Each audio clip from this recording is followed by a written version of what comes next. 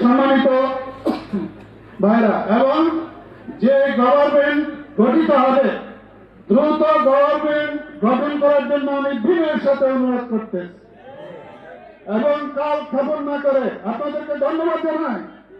আপনার সংসদ ভেঙে দিয়েছেন তাৎক্ষণিক, এজন্য ধন্যবাদ জানাই। এবং আপনারা দ্রুত কাল খবর না করে আজকে রাত্রের ভিতরে একটা সরকারের ফর্ম আপনারা জাতির কাছে প্রকাশ করুন এবং সব দলের ছাত্র নেতৃবৃন্দের সাথে আলাপ করে, রাজনৈতিক দলগুলোর সাথে আলাপ করে দ্রুত একটা সরকারের নমুনার একটা সরকারের আপনার লিস্ট আপনার তাড়াতাড়ি আপনার পেশ করুন।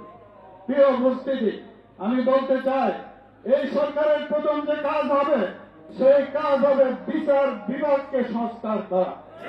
সুপ্রিম কোর্ট হাইকোর্টকে অনতি বিলম্বে সংস্কার করতে হবে এবং সেখানে